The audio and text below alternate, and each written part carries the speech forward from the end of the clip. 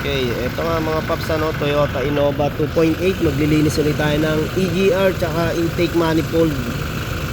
Yan, pinapakinggan natin yung under ng makina kung talagang napakatahimik.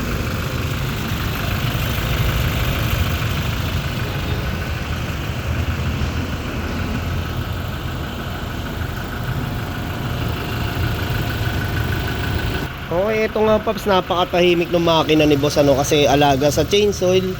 Tapos syempre yung ayun, yung diesel ni boss talagang ano to, Shell. Kaya sa 120k mileage, titignan natin kung madumi na ba talaga yung ating EGR tsaka intake manifold.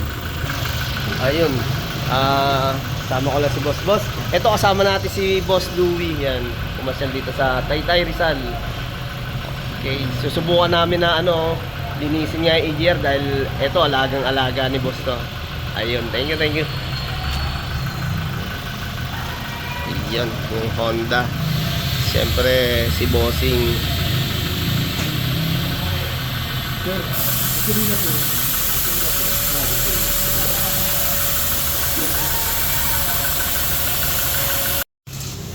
Okay, ito na nga po yung ating pinaka throttle body ng 2.8 na Innova.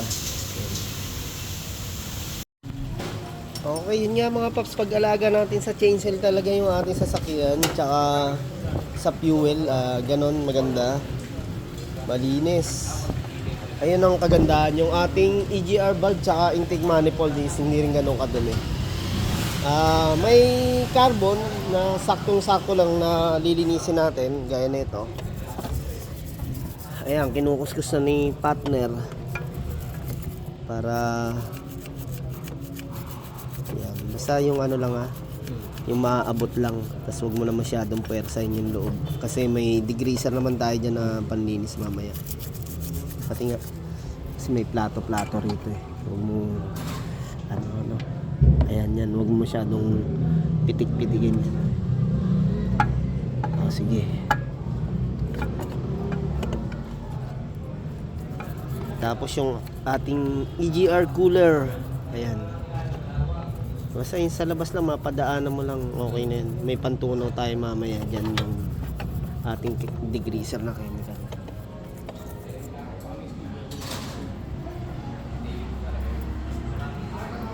Okay mga paps, balikan muna namin kayo, no? Talagang tanggalin muna namin yung pinaka intake manifold. Ayun, maraming salamat po sa nagwa-watch ang video natin tsaka nagsusubscribe sa ating AE Car Care Services tsaka sa Colocoy Garage.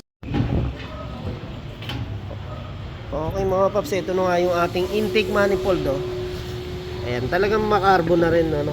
Kaya talagang magandang linisan ng ating EGR valve tsaka intake manifold. 100k mileage ito. Ayan, kapala ng ano na ito, yung carbon, oh. Iyon, no? Oh. Sa akin na, pre. Mga paps, oh. Talagang, oh. Etong sasakyan ni boss is malakas pa naman hatak, no?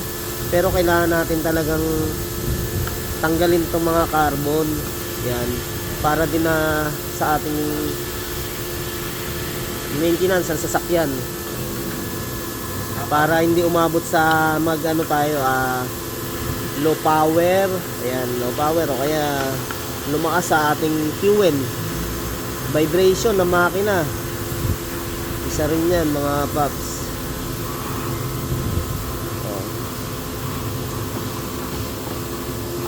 Ayun.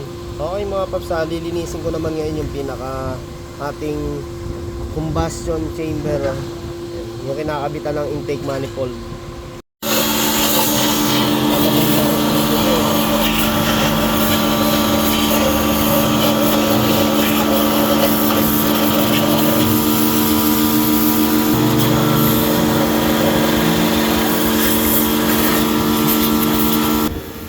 Okay mga paps, nilinisan na natin ng diesel na ano nga, o kerosene. Gagamitan naman natin siya degreaser. Ito mga paps, yung ginagamit namin na pampaputi nga ng ating parts. Gaya nito. Talagang uulit-ulitin natin to para matanggal talaga yung mga carbon, no? Okay mga paps, ito nga, no, nililinis natin yung pinaka intake manifold. Ayan. Sa 120k mileage na tinakbo. Okay.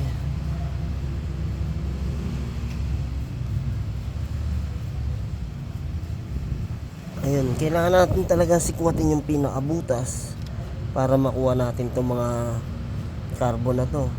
Yun, oh.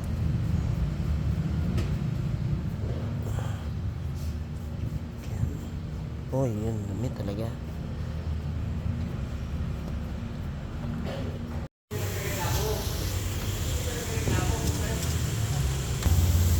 Okay, yun nga mga paps, salinisan natin. Okay, yung nakasalpak na yung ating intake manifold mga paps. Grabe yung malaki. Yung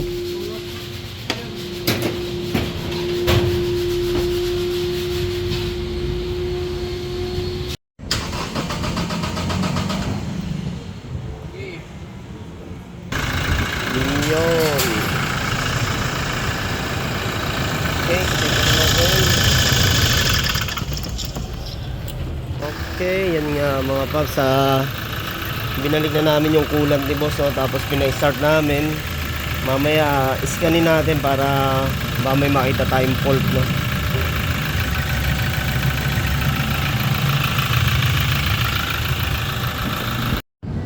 Okay mga paps, ito siyempre pagkatapos natin linisin ng EGR, saksakan natin ngayon ng ating OBD para talagang walang fault.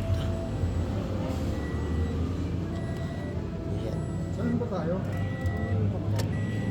Okay. Yun. I-on lang natin yung ating engine.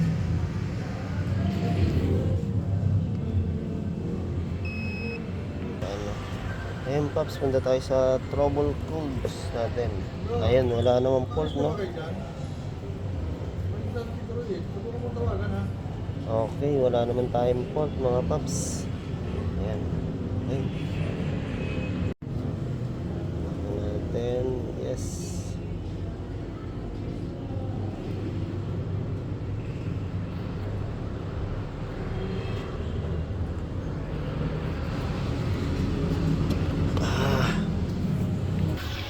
Okay, yun, nabot nga kami na naman ng ano oras na? 6:30. Yan, natapos namin yung EGR cleaning kay Boss Louie. Na pinasyalan tayo galing San Mateo. Pagod si Tropa. Happy birthday. Inumin mo na yung coolant dyan sa likod mo. Yan. Thank you. Okay, may dalawa pa tayong gawa dito. Bukas na yan, bukas na. Gabi na eh. Okay, thank you. Ayun. Salamat din sa inyong dalawa. Ayun, thank you kay Boss Thank you very Louie. much. Hindi, baka yung kasama ko. Ayun, Ayun. Ko kanina. Opo. Ayun. Dito lang, pasyalin mo lang dito sa atin. Unay na ino ba? Okay, mas mura yun. Yun yung 3.5 lang. Alright. Oo. Mas Dali mura ko yun. dito. Oo. Yan lang siya sa binangonan. Okay. Sa Pantok. Oo, ayun.